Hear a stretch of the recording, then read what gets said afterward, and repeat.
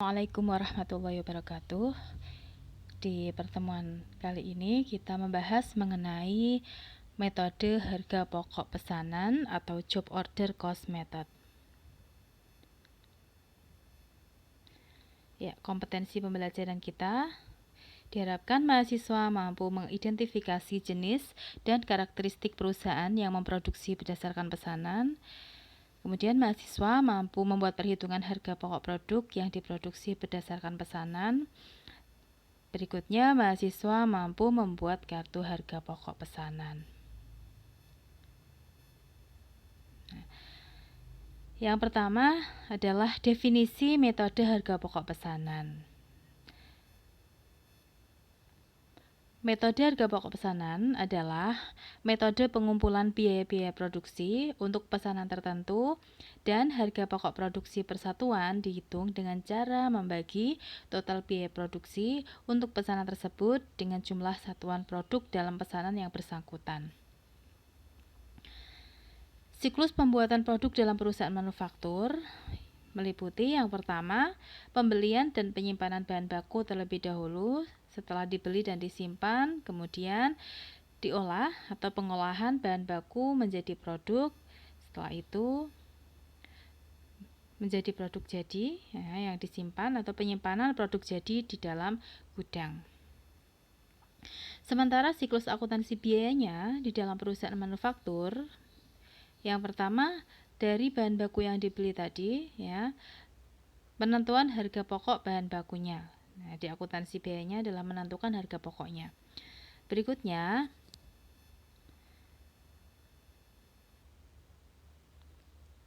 pada proses pengolahan, ini memakai bahan baku BTKL dan BOP. Nah, sehingga ketiga biaya ini dikumpulkan menjadi biaya produksi.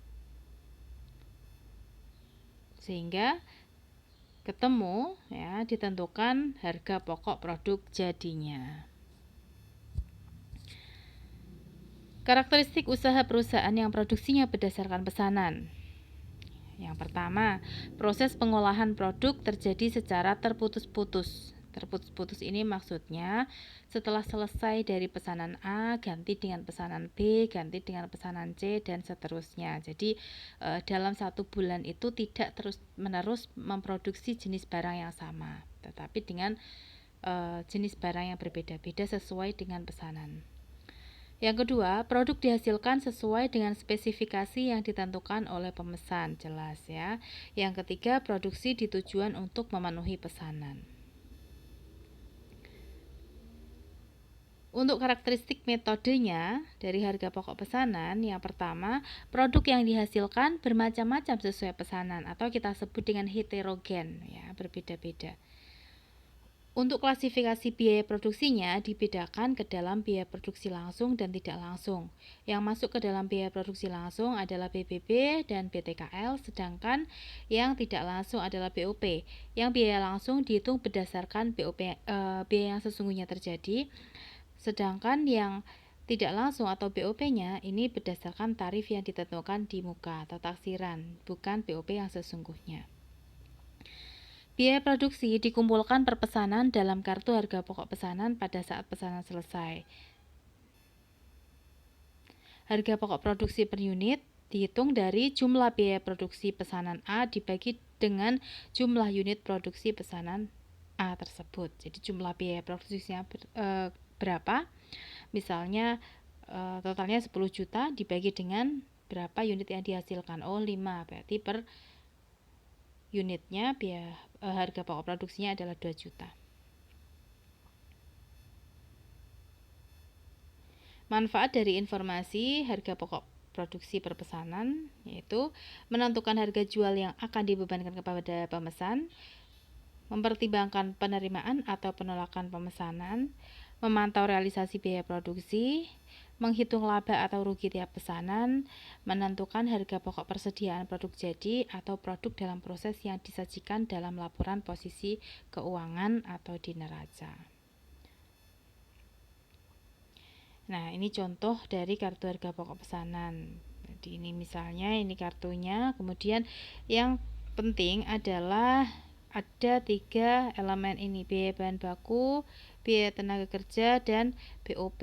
Nah, jadi bisa dimodifikasi sesuai dengan kebutuhan masing-masing perusahaan. Nah, ini contoh yang berikutnya ya. Jadi mau dilengkapi seperti apa informasinya dipersilahkan, yang penting ada 3 elemen biaya ini, biaya bahan baku, BTKL, dan BOP. Berikutnya, pencatatan akuntansi biaya untuk metode harga pokok pesanan ini meliputi yang pertama, pembelian bahan baku atau bahan penolong ya. Setelah dibeli kan dipakai. Nah, maka pencatatan yang kedua adalah pemakaian bahan baku atau bahan penolong. Yang ketiga, pencatatan biaya tenaga kerja. Yang keempat, pencatatan biaya overhead pabrik. Yang kelima, pencatatan harga pokok produk jadi. Yang keenam, pencatatan harga pokok produk dalam proses. Yang ketujuh, pencatatan harga pokok produk yang dijual. Yang kedelapan, pencatatan pendapatan penjualan produk.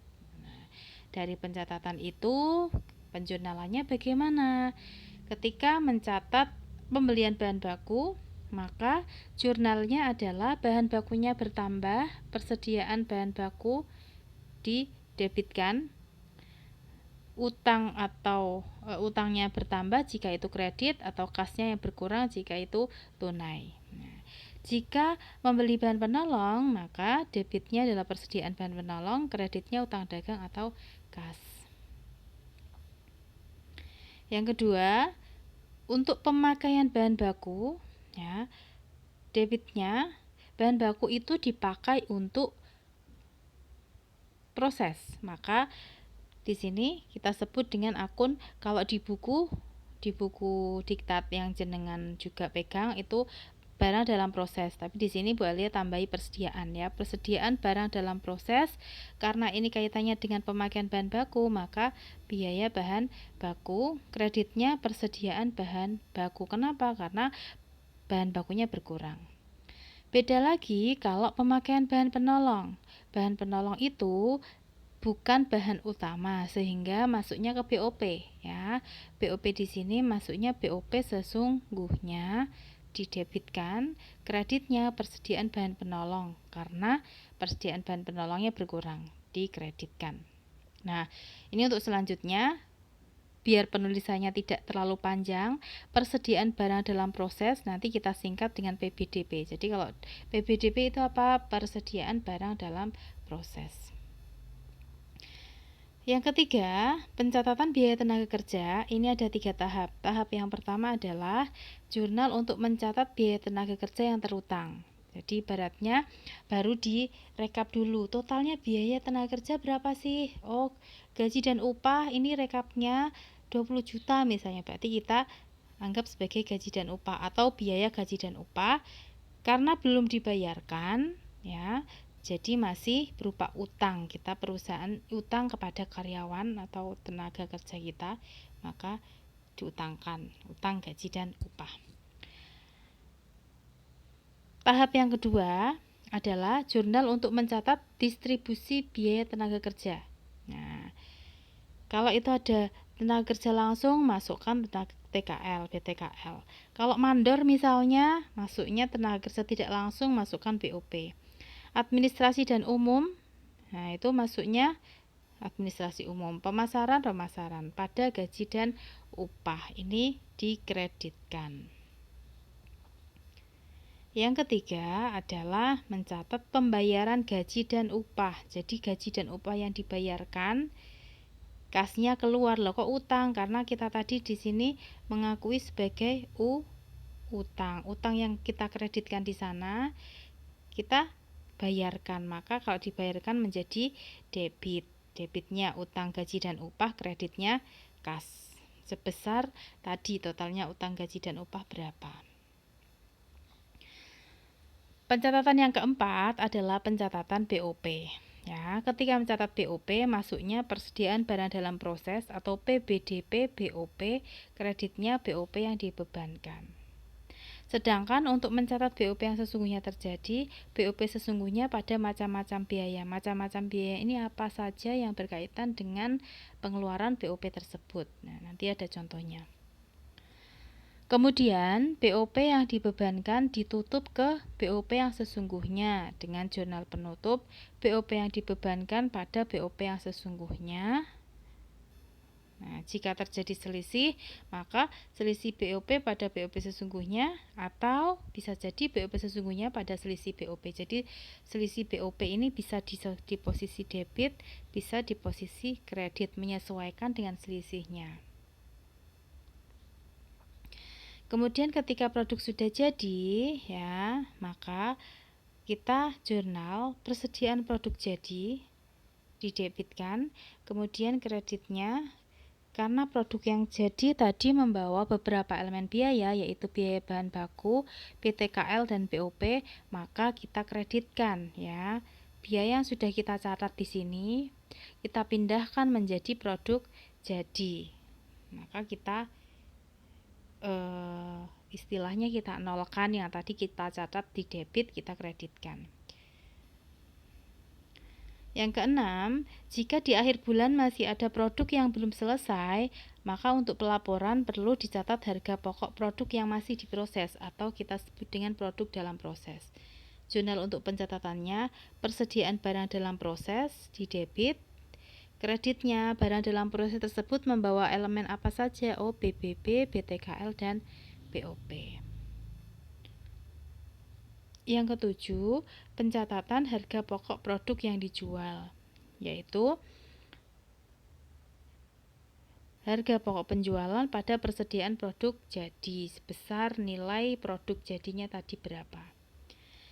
Yang kedelapan, pencatatan pendapatan penjualan produk. Ya, kalau piutang, kalau kredit ya piutang, kalau cash ya kas. Kreditnya penjualan. Oke. Nah, untuk contoh soal kita lanjut nanti di part berikutnya.